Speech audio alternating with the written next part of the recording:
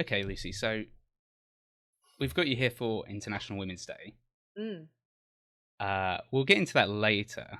Mhm. But I was wondering if you could maybe just kind of give us the Lucy James origin story. You know, where you began, and I know you're not American, are you? You're an No, I am an international woman, yeah. but no, I am not American despite living here.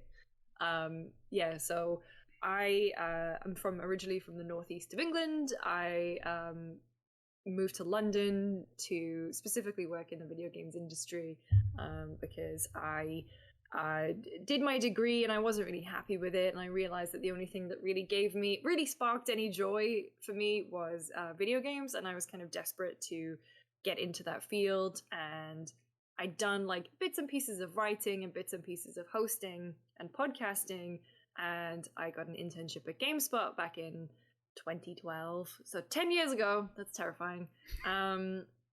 And from there they taught me a bunch of skills. I kind of went away and I worked at a TV company called Jinx for a couple years, a video game TV company. And then GameSpot asked if I'd like to come back, and of course I said yes, and I've been there for almost 8 years. And 3 years ago in wow, it'll almost be 4, I guess, this September, but I moved from our London office to San Francisco office, which is where I've been.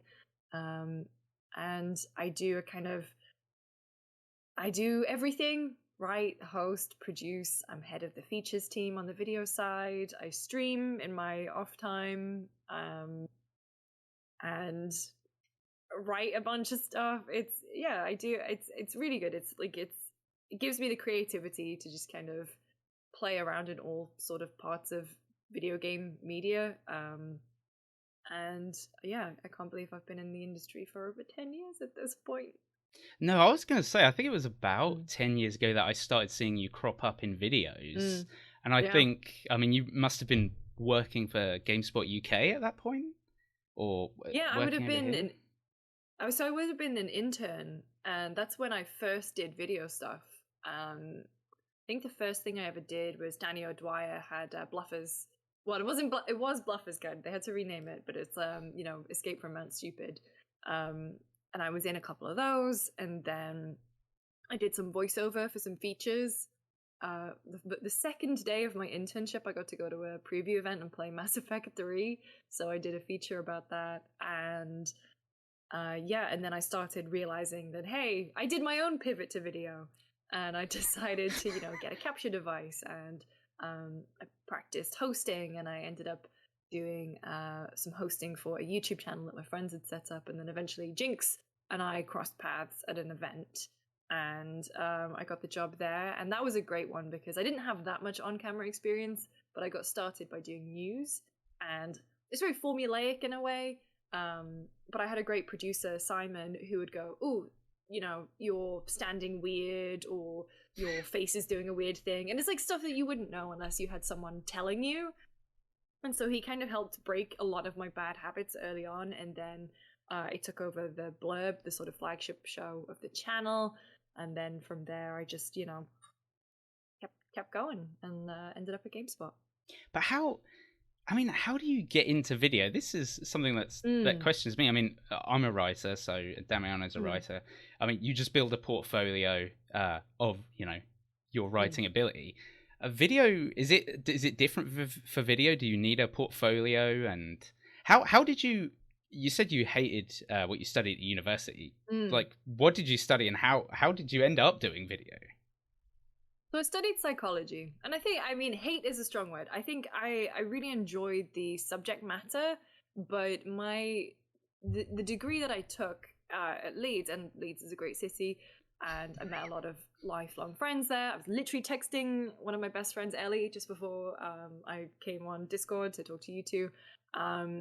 It's I didn't like the way the degree was set up, and it was very prescribed. In order to be accredited, you had to do. I didn't have any interest in neuroscience. I didn't have any interest in um, things like that. I didn't want to do research. I didn't want to do statistics. I wanted to learn more about social psychology and evolutionary psychology. And so when I got to do that, I loved it. But the rest of it, and also the fact was like I was my final year of university, I had 6 contact hours per week, and I was like, I'm paying how much for this? Yeah. Nothing in the grand scheme of things compared to what Americans pay for college, but I'm still paying off my student loans, and it's like, when I think back to how much, the onus is on the student, and that's not how I necessarily liked to work at the time. So I started writing for, there's a website called, I think it was like Games Jobs or something, and I found this website called Robot Geek, and actually it's funny because a lot of the folks who worked for there, and like it was unpaid and everything, but it was like but we ended up eventually getting some review code and building a profile that way. Like we did podcasts, and some of those folks are now like Jade Streams, and Dan is working in games and like in PR and stuff, and so I got experience there, and I took that to our university paper. So back when it was lead student, I think it was, or lead student paper, it's now called the Griffin. They renamed it, and I was all fancy now. But I wrote sort of game reviews in there. I remember definitely writing about Red Dead Redemption's Undead Nightmare in there, because they changed something in it, and I was like, actually, it's not the 4 horsemen of the apocalypse, it's the 4 horses. Oh no. That was like the first time I remember having to push back against an editor, because I was like, you made me look stupid. I didn't say that, but yeah, podcasting definitely helped. And I think the media landscape around that time, that's when I was watching GameSpot and IGN, and like following people like, and even like G4, and seeing people like Jeff Keighley and Jessica Chobot and Jane Douglas and everyone kind of pop up and wanting to go. Yeah, and I was like, I want to do that kind of thing. And so when I got to GameSpot, I started as a writer. Like my first couple of things I wrote were just the chart stories, very simple. Learned how to use the CMS, and then I was sat next to Cam and Seb and Danny, and Johnny were over the desk thing from me, and between everyone they were like, do you want to do some video stuff? Like, you can have a cameo in this video Danny's doing. Cam and Seb and Danny taught me how to edit video, and so I was, chucking together clips of Call of Duty, and I wrote a feature, and they were like, hey, do you want to make this a video? So I just did voiceover, and I had, one of them with me at the time to kind of coach me. So I basically left my internship with all of these skills, and it was so, like, it just felt like another string to my bow. And then when I I moved to London, and I was writing a bunch and doing some freelance there. And then I sort of took myself to E3 and took myself to Gamescom, and met a lot of people there, and started going to events in the UK with my friends who had set up this YouTube channel, True Gits, and like that's how I started interviewing. I think one of my first ever industry interviews was Randy Pitchford. Well, that's a big interview for the first one. I think he was either first or second. I can't remember if it was Guild Wars 2 or Borderlands 2, which were my first ones. But there is a picture somewhere from like that Borderlands event.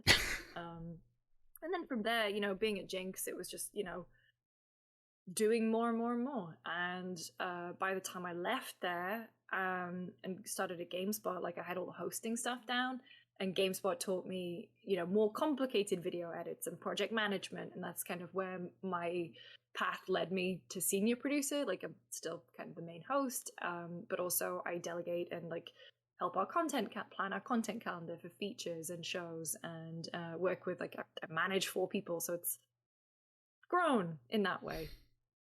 Took 10 years, but it's good. Wow. So you kind of lucked out then, like as an apprentice, getting stuck next to Danny O'Dwyer and all these,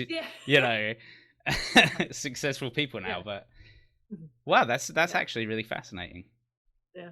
And it's also like, it's why when people ask me, how do I get in? What's the path? And it's like, first of all, games media is completely different 10 years ago. Yeah. And I really lucked out. And it was, it was circumstance. It was obviously me as well, like pushing to get an internship in the first place. I got it because I don't recommend doing this, but like, I cold DM'd someone, and it was Johnny, and they took my CV, because that was when Johnny was still at ITN, and they took my CV and they were like, oh, well, ITN doesn't do internships, but GameSpot did. I think actually like the laws changed about having interns, and it's quite tricky now. So I don't think we've had them in the UK for a few years. We get them out in the like summer interns in the US, but it's like a paid for program, which is fantastic. And like it goes towards like college credit. Whereas in the UK, the laws are obviously a little bit different, so it's difficult to do. But yeah, so I kind of owe it to that opportunity opening up. But like, I also want to give myself credit for doing stuff like writing and, you know, pitching and Oh, of course. being on the uni paper was definitely. I wish I kept them. Annoyingly, they must be somewhere. Like my mum probably has them. But yeah, like the landscape as well has changed. And so when you say how to get into video, you can easily just start Twitch streaming or streaming on YouTube or Facebook. It's like you can just. I think what's important is kind of knowing what you want from it. Like, do you want to build a community? Do you want this to be? Do you want to do video essays? Do you want to be, you know, X, Y, or Z? And it's scarily, you know, not that hard to get into. Once you figure out OBS, I'll admit, I only recently started streaming on my own in August, September of last year, and like, God, the monitor audio output thing, I was like, okay, now I understand what that means. You know, you kind of get into a rhythm with it, and you can experiment, and just, I think crucially, it's like experience, like being on camera, being able to talk, figuring out, you know, consciously I work on things. Even after 10 years, there are things that I'm still working. Like I did a hosting gig this morning, and I said to myself, this is quite a big one. Let's not say like, or let's not say which is extremely difficult to do, because that's kind of the default when you are just talking and having a conversation. It was like a panel. I said like there, but you know, it's, you know, I don't want to rely on it, but it's also hard when you are in a live situation to tell yourself, well, instead of using a filler word, I'm just going to take a small pause, and then I'll, you know, say my answer, or I'll think of my next question. And so these are things that even after 10 years, I'm still quite self-critical, and I watch my things back and I go, okay, I don't like what I did there. And annoying as it is, like, I should smile more, because even if you said that to someone in real life, you know, oh, yeah, I should smile more. Oh, but no. but if you're on camera, it's bizarre how much of a difference it makes. And so, yeah, 10 years and a lot of experience, but it's also kind of the drive to keep working and changing. And like I said, the industry is so fast paced, so it moves so quickly, and you have to be adaptable, and you have to see the landscape and monitor it and change. Yeah, I think. Well, evolve. Yeah, I think. Especially, you make a good point about saying keeping at it, because it really is like an endurance game. Yes. I mean, I was doing an interview yesterday, and just like you say, I told myself don't say like, and then the whole interview I kept saying like, and I'm conscious the whole time I'm doing it.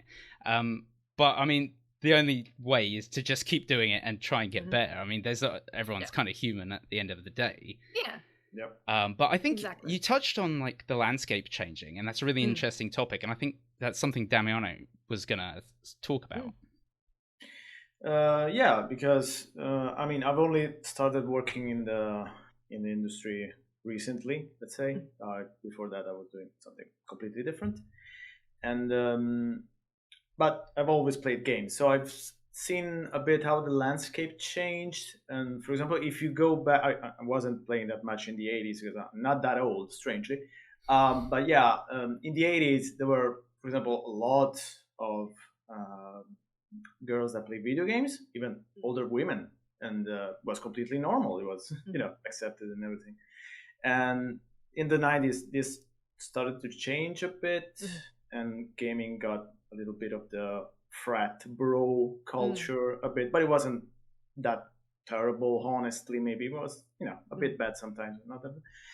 And in the 2000s, of course, this blossomed to the whole toxicity kind of online gaming culture, where also I think many companies also basically marketed their games as being as toxic as possible for toxic people to enjoy.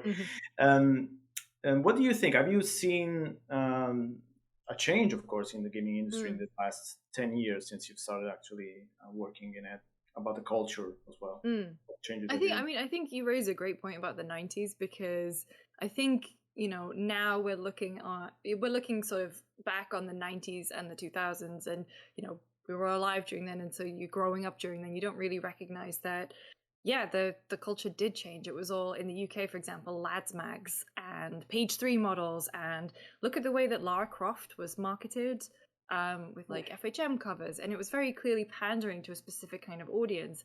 And then that audience grew up, and marketing changed with it. Marketing was like, oh, well, clearly it's only guys who want to go for this. Well, of course it's only guys who want to go for it, because that's the audience you've only been catering for the last 10 years, right?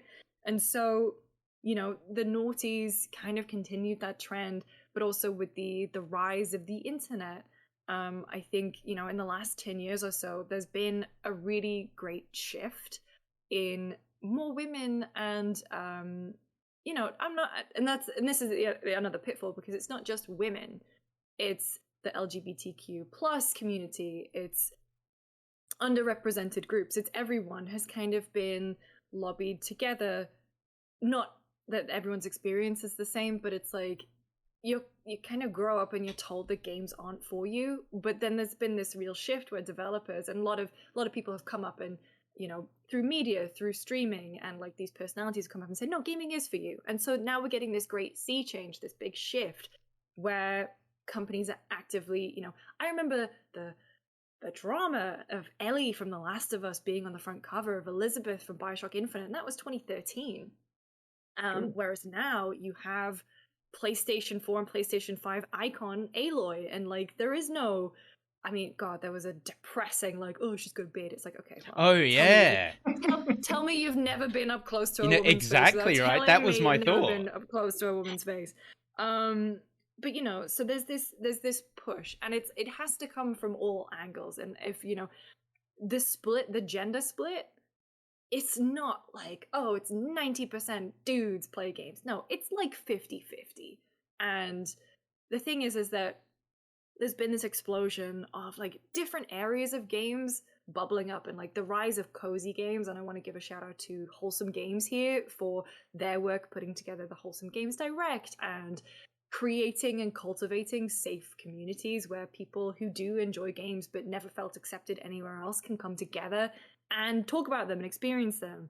And so, does gaming have a long way to go? Yes, God, absolutely. But there are people now who are committed to change, and a lot of the attitudes are changing. And it's something that's like, I personally, when I was growing up, my dad was the one who really pushed me to play games because he was a gamer, still is. Although he bought a computer without a graphics card, and then he was like, I don't understand why the room won't run and this won't run. And I was like, okay, here's your problem.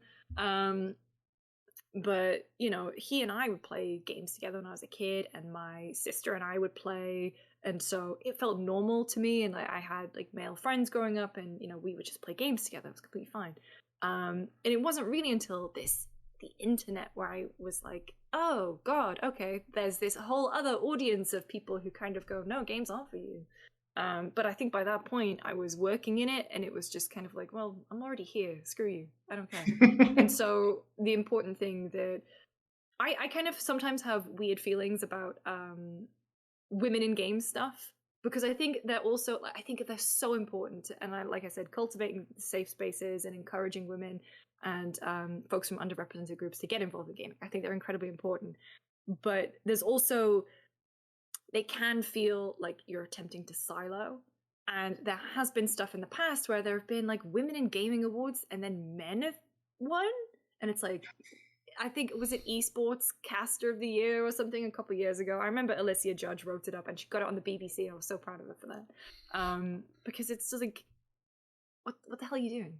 Like, you know. And so it's kind of like a weird one, because in my head, the way I've grown up, and I am privileged and I'm so lucky that I was brought up for gaming to be acceptable to me and to be encouraged my cat is having a go. She is in. She believes that gaming's for everyone. But you know, it's like I was brought up that it was okay, and some people aren't. And so, hopefully, in my position, being a woman in gaming who is in this niche, like at least a bit known, you know, I hope that people will see women and underrepresented groups in like these positions in gaming and go, that could be me. And so it's, yeah, I think that there has to be like a lot of people who will chart the course. I think, like, you know, look what Jessica Chobot did, and you know, and famous developers like Amy Hennig and everyone. And it's like, you know, we need more of those role models. And it's, you know, it's, we're not going anywhere. That's the thing. It needs to be clear that we're not going anywhere.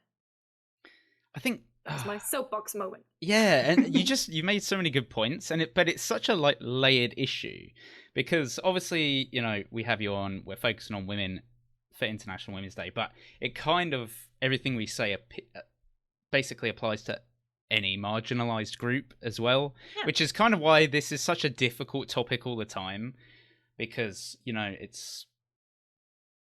it kind of applies to everyone who feels that way. But then, you know, you do broach things like class and I mean, even for me, you know, I'm a white guy, but I'm not middle class by upbringing, which, you know, is a big thing in the UK. And I don't know about you being from the Northeast, whether you came from a working class background or a more sort of middle class privileged background, but I think it kind of all applies, and I think it puts people off getting involved. And I mean, and like, from my point of view, it's I absolutely recognize my privilege. My grandparents were very much working class. You know, my family came from miners.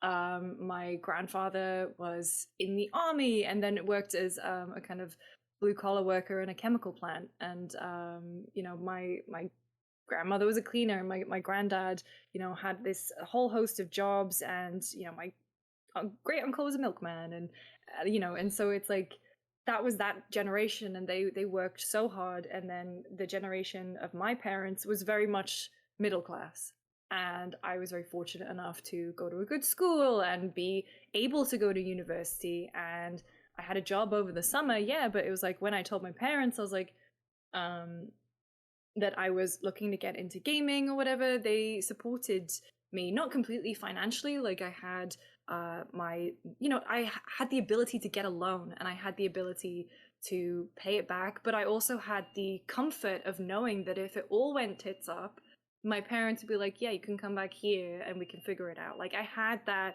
So whether, if it's not like an explicit, you know, like them giving them money, it's still a privilege to be able to just, at the end of the day, like, chuck it all in and go back home. People don't have that. Not everyone has that. And class is absolutely a part of it. And I think, you know, the thing is as well, it's like, who knows how much talent we're losing because of folks not getting the opportunities. And so I think that's one other thing that's been a really great change over the past few years, is seeing initiatives like, in the US, we've got things like Girls Who Code and Black Girls Code, and they go into schools. And in the UK, we've got things like BAFTA and BAFTA Crew, and so many other workshops and things. And like Limit Break is an amazing resource. Like, Anissa has just, you know, and it was recognized at the Game Awards, right? But it's like making sure that people, particularly from underrepresented groups, can get those networking opportunities that otherwise might not be possible to them. And so I really see this, like, this change in the industry where they recognize, like, yeah, games are for everyone, and people need to, and are making the concerted efforts to not wait for the talent to come to them, to like reach out and try and find that homegrown talent and to nurture it. And so class absolutely plays a part, like gender plays a part, sexuality plays a part, the whole thing. And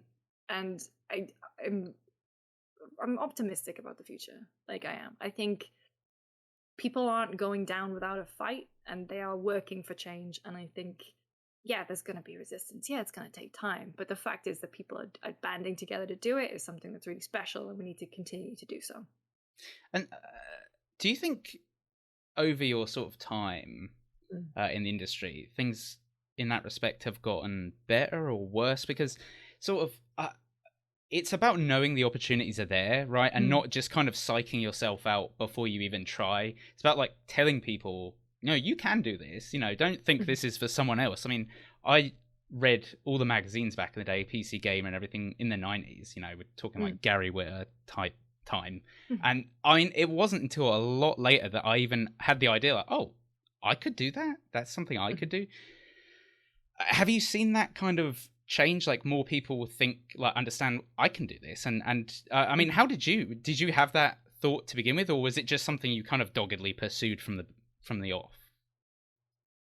I don't remember how I got the thought. I remember being in a psychology lecture about language and seeing a blooper from Game On with Johnny Chiodini and Nathaniel Lippiatt, and I was like, that's a show that I watch at home. That's so weird. Like, how is this how are these two things crossing over? And I think it was about the time when my university was like, oh, you need to start thinking about what you want to do. My friends were going on internships and things, and ITN news outlet anyway. So when I messaged Johnny, I was like, "Oh, do you do internships in general?" And then I kind of realized that there are these places like GameSpot and IGN, and maybe I could just work there. And I started to build up my sort of skills that way. But in terms of it's strange because like in terms of quote unquote traditional media jobs, they're rare. And they often do prefer you to have a skill set before you come in. And, it's a fast-paced environment and you need people who can hit the ground running. And so it's the age-old question of how do you get experience. But I would say games media is one of the few places where you can do so much by yourself. Like you can set up a YouTube channel, you can set up a Twitch account, you can write a blog, like you can have that body of work. And I think people know that they can do that, and it's my biggest piece of advice whenever people ask me. It's like, how do I get into video? And I was like, just start. And even if your editing's not that great but your script is, that's something to work on. You can YouTube as well can teach you everything. Like I remember back in the day using lynda.com to learn how to use Premiere Pro.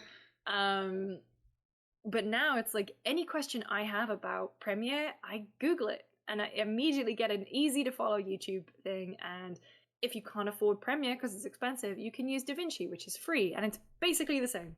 And so, it's if you want to download a trailer, like a lot of the websites or the media kits and stuff, they'll give you the download link so you can use it as B-roll. And if you need a microphone, you don't need to buy an Elgato thing. Like even the iPhone, this is not an iPhone headphone, I don't know why I clicked it, but like this is this microphone will do just fine, especially when you're practicing. And it's all about honing your craft. And like I hope that more people recognize, and I think they are, because you've seen the rise in content creation over the years, and I think people know that it's like it is there. The hardest thing is, honestly, I've been doing this for 10 years and I only started streaming on my personal channel last year, and I've been having such a good time with it.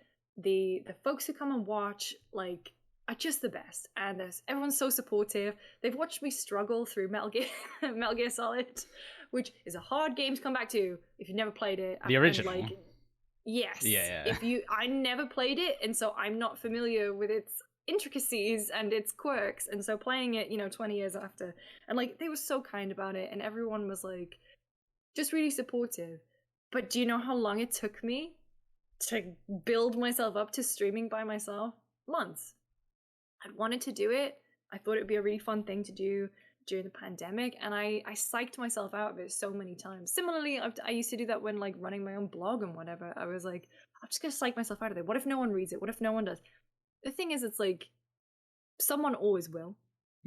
And how are you gonna get better if you don't practice? Like I've put out recs for jobs before my team, and I'll get people reply and go, oh, well, I've never done this, but I can definitely do this job. And I'll go, well, you have no proof. I have no proof of that. However, we've hired people in the past where like they don't have anything published, but they have an incredible YouTube channel that they just do off their own bat.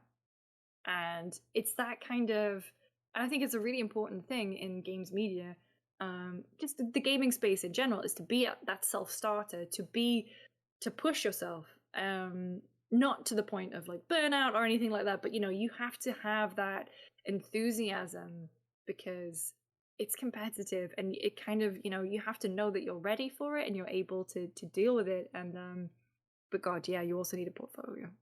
Definitely. Please. Yeah, I think that's one of the most important areas. I think if you're looking to get in, is just to start doing, and it's like stop talking about the fact that you want to do it and just write or make videos or do something somewhere, even if they're terrible, because everyone's terrible to begin with.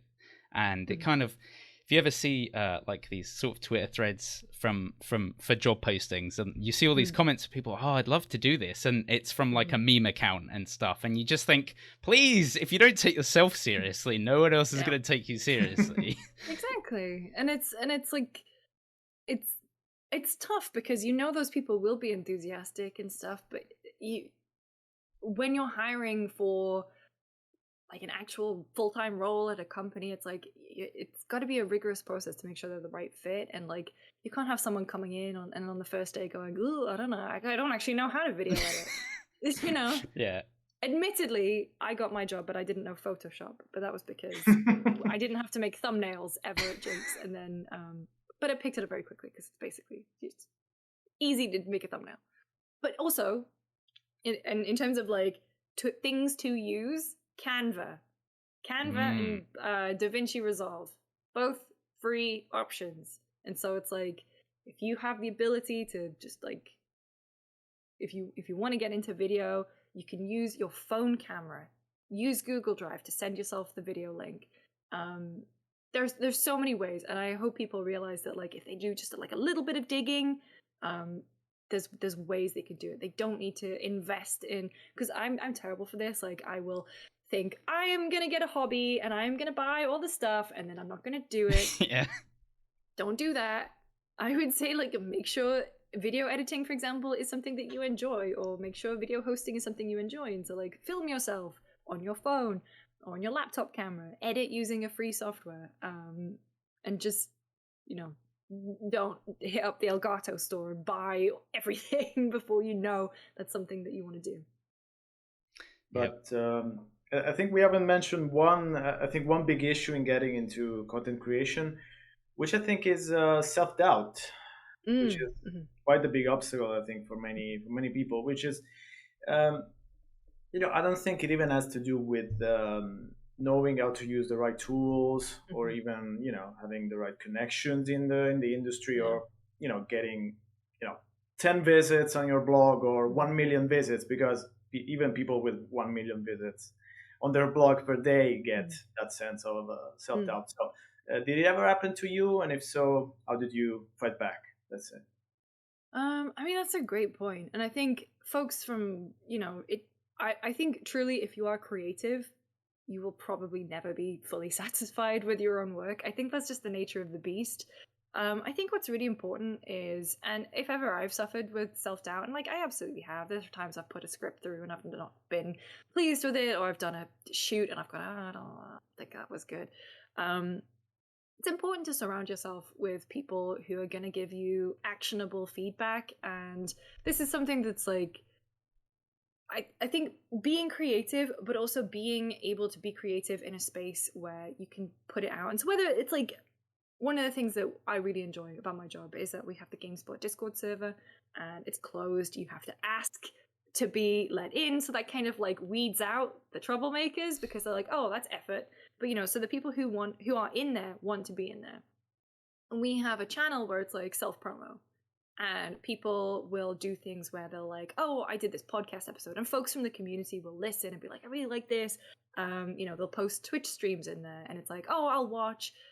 Or video essays, and they'll leave like, I really like this. And so people often ask for advice too, and I think that's one thing about it. It's like, if you're ever suffering from self-doubt, you want to have the validation, but you also kind of want people to maybe this is just me, but I also want to learn how I can improve. And so you need that safety net of people who are going to tell you, because how else are you going to improve? Like, I kind of liken it to learning a language, but so my analogy is it's like learning a language, right? I can get Duolingo, I can get Genki, and I can do as much of that by myself, right? But am I going to improve or become fluent unless I speak to a native speaker, unless I practice with others? And I think it's exactly the same with content creation. Like, and you need people there to build up your confidence. And I think, like I said earlier, like that was hard for me. Like, I've been working on YouTube for 10 years effectively, as well as like on GameSpot. Putting my own VODs on YouTube and tweeting that out was terrifying. And I don't know why. Like, and so I get it. But honestly, it's kind of, once you do it, once it's out there and people start kind of coming in and watching and reacting, and it's a great feeling. And it's just like, honestly, like once you put something out there, that's like most of the fear gone.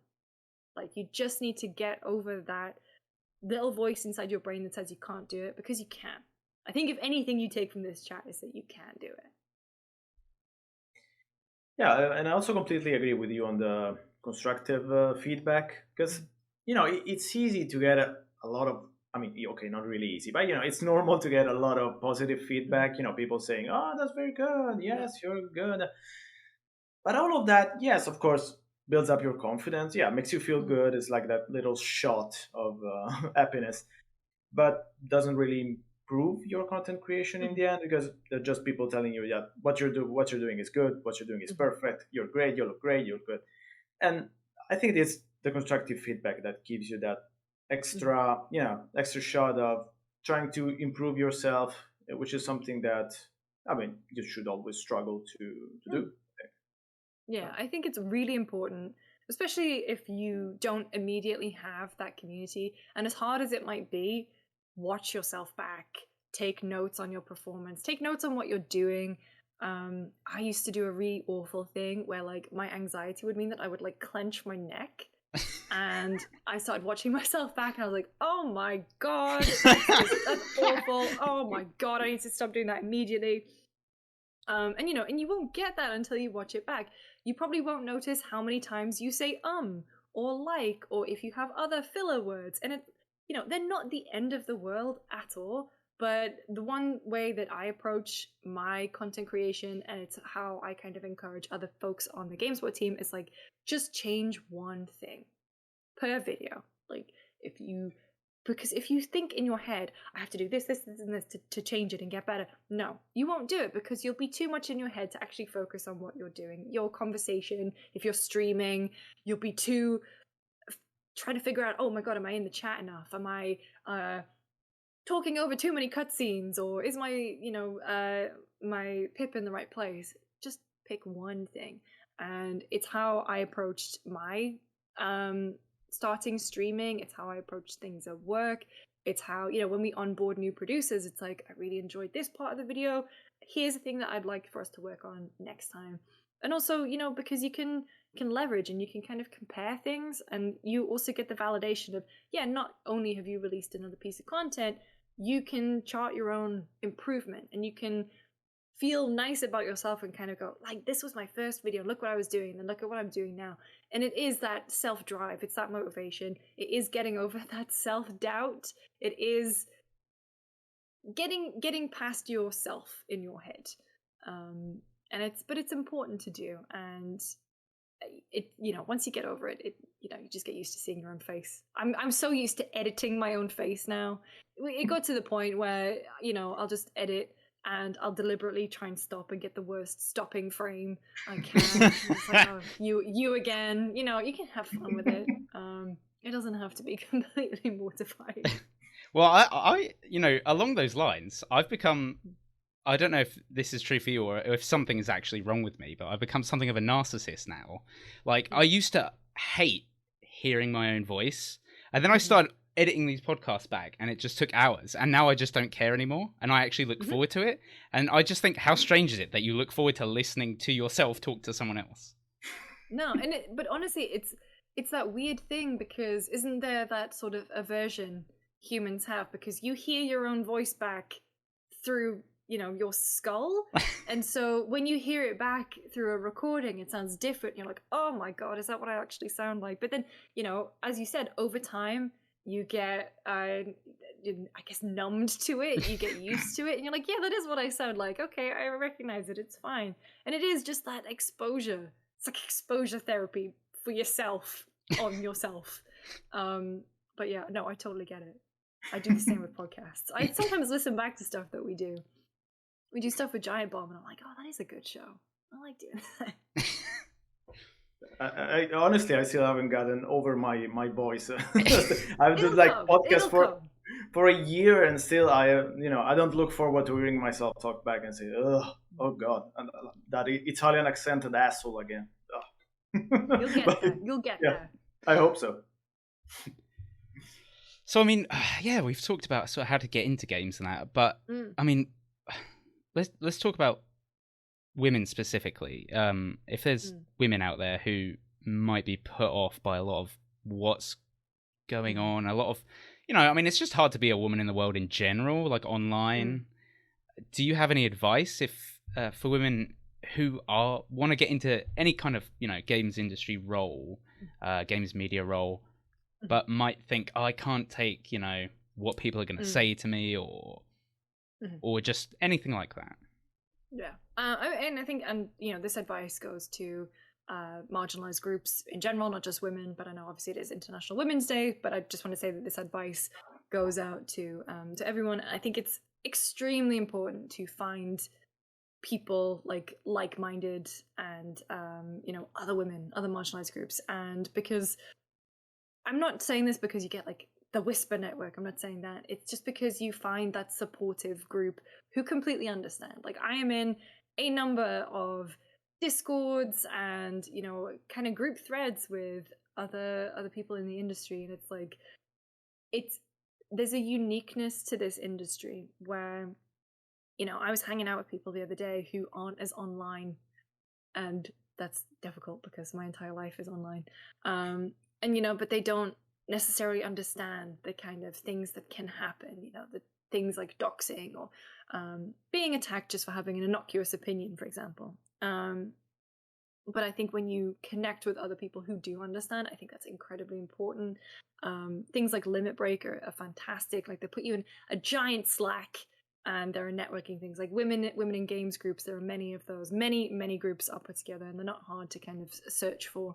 And I think they're really important because they offer this space, and they offer really key support, both just like talking to someone, but also support resources. I think it's incredibly important to know what your limit is. And if you are on social media and you find yourself not getting joy from it, like, don't be there. Like, nothing is worth more than your mental health. And so I think that's really important. I think social media is great in a lot of ways. It connected people while, during the pandemic, and continues to do so. And I'm fortunate enough to have friends all over the world because we've made connections over social media, right? And it's like, play games together. It's fantastic. But there's the other side.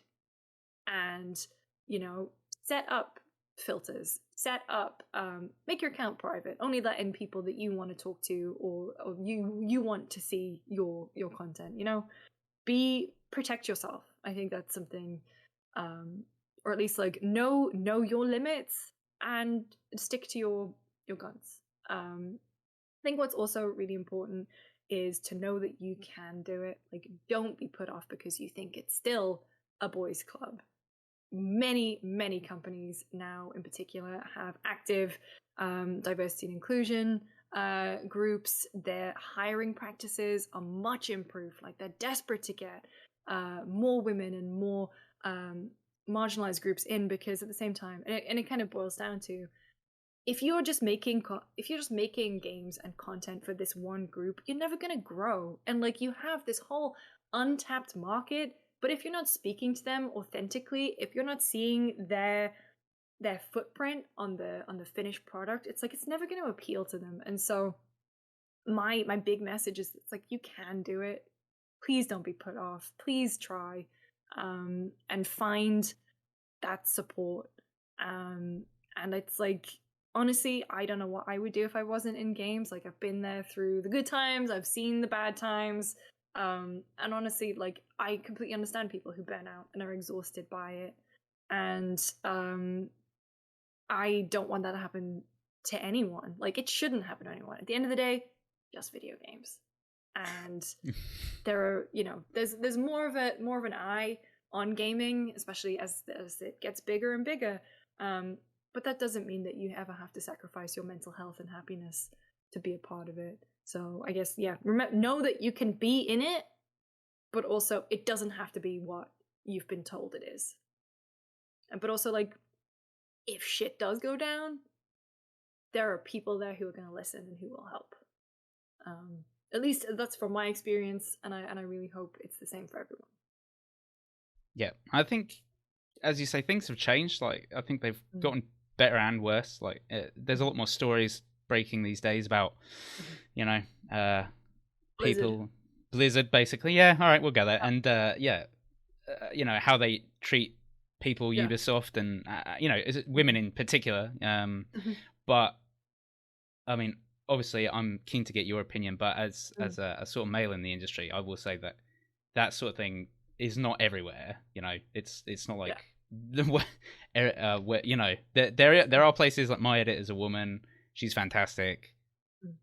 You know, I would sort of urge anyone who's marginalized to just keep going and not think that it's all like that.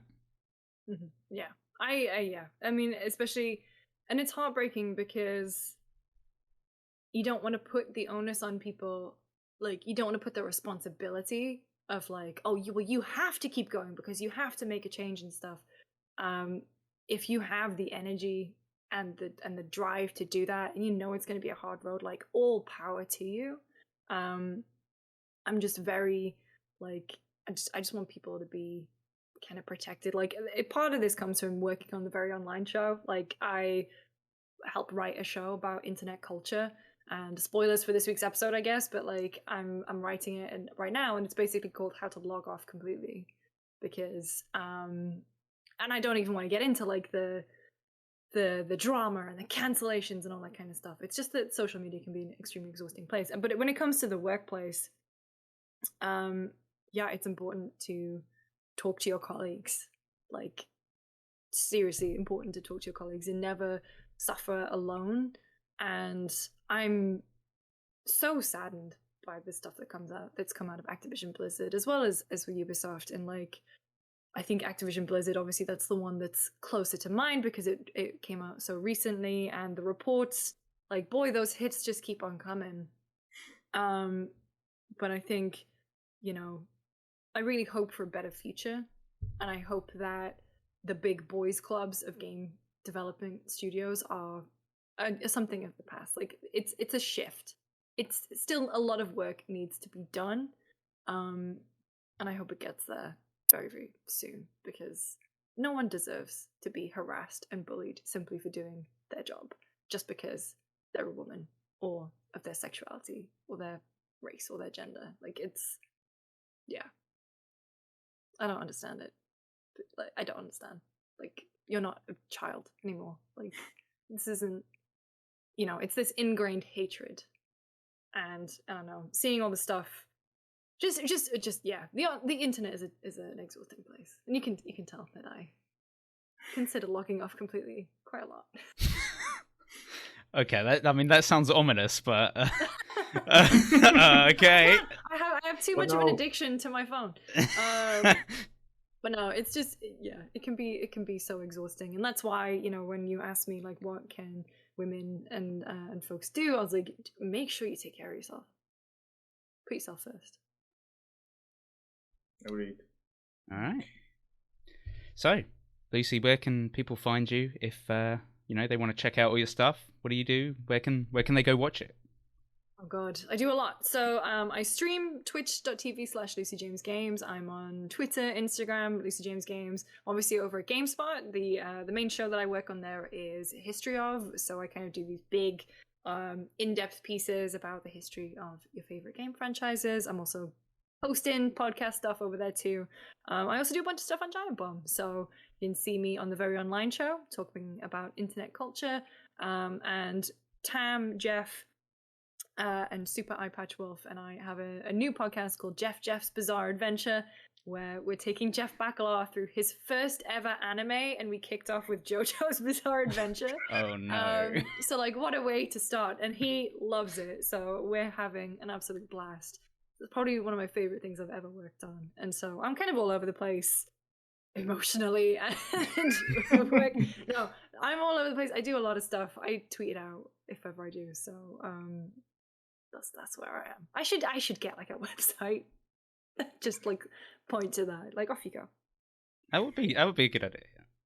I do actually have the domain lucyjames.games, which is I did it for the goof, but now I'm thinking I should actually use it. Yeah. Yeah.